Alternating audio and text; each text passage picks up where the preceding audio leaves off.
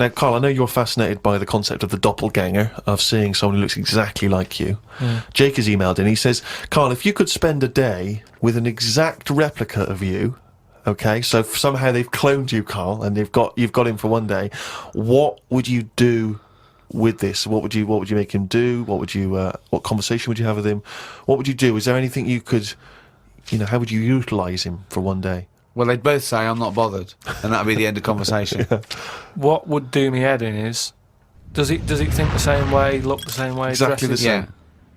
Yeah. How would I know which one I was? Because you'd be you. That's amazing. No, no, no. How would I know which That's one I was? incredible. No, because- that is the most stupid thing ever said by a human being. Can we get the Guinness Book of Records on this? Has anyone anywhere in the world said anything more stupid than how would I know which one was me? But think about it, this other person's going, all right, thanks for meeting up and that. And I go, hang on a minute. No, you came to me. And then Suzanne would come home and she wouldn't know the difference. And then suddenly you'd start doubting yourself. And you go, should I be leaving? Or, so how do I know if I am that real one, if he knows what I know? But you know who you are because you're experiencing But he'd it. be saying that because he'd say, yeah, it is a bit weird. But isn't it, you how know we the meet, truth, you idiot. Because How you would I wouldn't- know which one I was? So anyway, But bear in mind, you What could would you pass, do? You could I- pass him off as yourself. What would you do? Would you play tricks? Would you, You could be in two places at once. would you do stings? Would you do scams? no, because it would only end up getting me into trouble, won't it? Because people won't believe that there's another one like me. Otherwise, everyone would be saying that when they get caught robbing. They go, oh, it wasn't me, it was me doppelganger. It can only... I wouldn't want it, to be honest. It's a bit of a headache, isn't it? Because he could be going off, going mental, causing all sorts of trouble, and you're going, will you pack it in? And he's going, what? What are you on about? But then that wouldn't happen, would it? Because he's being me, so he'd be sat wherever I am anyway. Because he'd want to do what I want to do. So, pointless. But I still wouldn't want it. It's unbelievable. That was a conversation with himself. That was amazing. That was like experiencing what it would have been like if there was two Carls. Yeah, He's having a discussion with himself. We could have left in that time and come back, and he'd be arguing still. What does this mean? Does this mean though that I could just sit at home and not do anything and just send me out on... Yes. And when he's seen something happen, I'm seeing it. No. You're separate people. You're separate people. But then he's not a doppelganger then, Well, is he? you're identical twins then. You found out identical twins and he's got exactly the same input as you. I mean, it's not a real question, is it? It's just a little... Again... But I said to you the other week about twins and that, how I wouldn't like to have a twin. It's alright when you're a kid, but unless you're a Siamese twin, even they don't even look alike, do they? They're just stuck together. You don't go, oh, don't they look like each other? They have different haircuts. They don't carry that thing on, do they? Like normal twins do.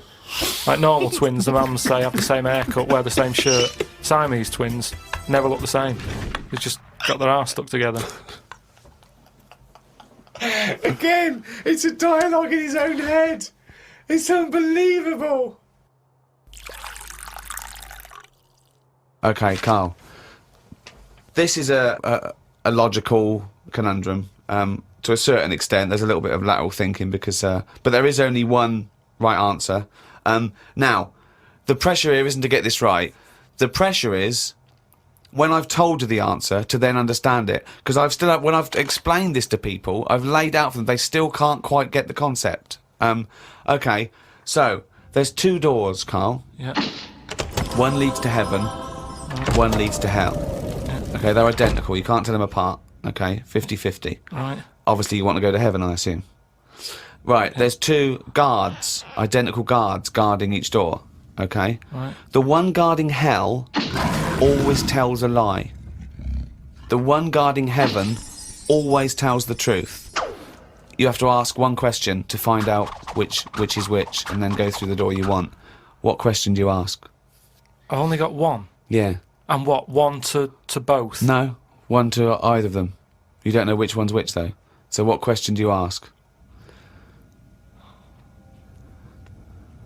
Why can't I ask, like, both of them one? Because it's Because not the rules are you can only ask one. There aren't actually two doors labelled heaven and hell, Carl. This is a leap of imagination here. And I've definitely got to answer. I've got to ask them a question. I can't just sort of have a feel of the door. to see if there's any heat or anything. They're identical. You stand a few yards away. You cannot tell from the outside of these doors which is which. What question do you ask? I can't look through the keyhole or anything. There's no Can't get anywhere keyhole. near them. Let's imagine there's a small rope that prevents you from getting anywhere near, rather like outside a nightclub. Yeah. So they stood there. Yeah. They both look the same. They're both smiling, Yeah. but one of them's not really smiling. Really, he's trying to make me make a mistake, isn't he? Well, he's just going to lie when you ask him a question. If you ask him. So what's the point in asking a question? Do I know one of them's going to lie? Yeah. But would they be neighbours like this? Would they be that close? Why? I mean, we're not sure if these two guys get on. It's a logic. Well, I'll tell you the answer. No, and then- no, no, I want to see if he can get it. He's almost there. No, he's not almost there. What am I thinking? So- No, hang on. Right, so you go up and you Yeah. go.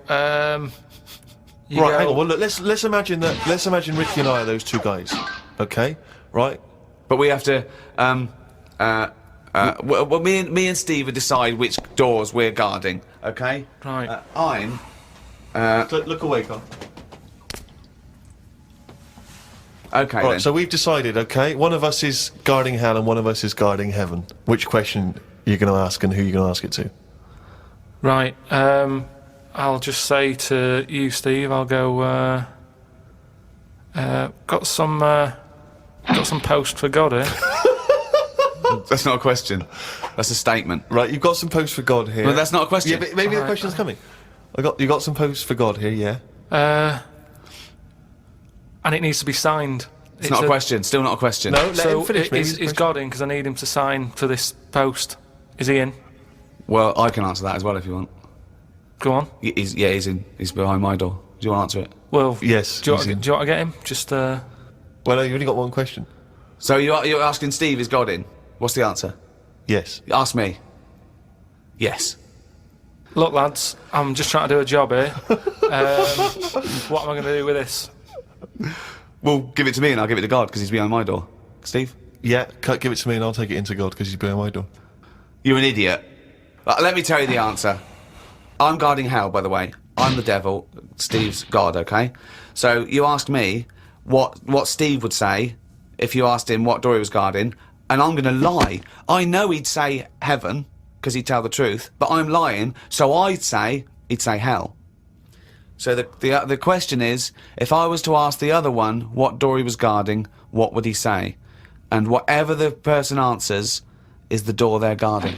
Steve, what door are you looking after? Well, Heaven. yeah. Why should I believe you? Because you don't know. No, that doesn't work. Because you asked me the same and I'd say heaven as well. Right, so who do I believe? This is where you use your gut feeling, though, isn't it? This is what life's... Well, as opposed to the pure logic that Ricky's just used. I just think, because there's a lot of questions in life where you don't know the answer and you go, do you know what? I don't like the look of him. So, They're identical. yeah, but they're still identical twins. You always get a little snidey one.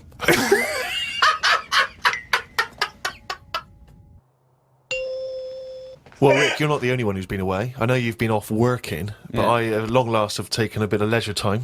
Go on. And you've probably heard of the Rio de Janeiro Carnival, only one of the hottest events in the world calendar. yeah. Imagine me down there. Oh, Rio, God. you can imagine, did not know what hit it. Oh, God almighty. Imagine, were you like Paul the Party Animal Parker? He would not have been able to keep up if he was with me. God, what did you do? What did you get up to? Oh, let me tell you right now. Day one, I almost drowned. Day two, I got a foot infection and spent the day in the hospital. And the rest of the time, I had diarrhea. So that was a hell of a time. Carnival. Yeah. I did. I was able to watch some of the carnival on TV, Oh, and it right. looked brilliant. It looked Did it? amazing. I didn't actually. It was difficult to make out because the TV wasn't actually in my room. Because in an effort to save money, I wasn't staying in a hotel. I was staying with a bunch of other people in some kind of like someone's flat that they'd let out, and so I had to watch the TV like from my window, watching a neighbour's TV. And of course, when they changed the channel, you know, often during the juicy bits, I couldn't see anything. And but it looked really good. I'm bunged up at the moment just so I can get through the show. But I've just been on a 12-hour flight, and it is terrifying being on a flight when you know that any moment you could go, because you know how the problem is sometimes the toilet's free and sometimes you got to queue up. And the worst bit is that sort of half an hour just before you land when they say the toilets are out of bounds now. I tell you, I went twice before that in quick succession. The woman sat next to the toilet. She didn't know what was going on, the noises and stuff in there. And I was really panicky. Oh, Christ. And so of course then on the whole flight, as we're landing, I'm really petrified because I'm thinking I packed a pair of underpants and jeans in my bag in my holdall, just in case it all went. And I was really, because I hate flying anyway, and I hate landing because it's the most terrifying moment of the journey. Then it really was rumbling, and I was thinking, I got to get out of here. Of course, you know when you're in a hurry, suddenly everything makes you angry. The little old lady in front of me who's just hobbling along off the gangplank, go away! You know, just really annoying. With your bad hips and your bad and legs. your Zimmer frame. I know you've been through a war, but get out of my way. Yeah. And just anyone who kind of even passes you, and so I managed to get there just in time, got into and it all went off. Man alive, it was grim.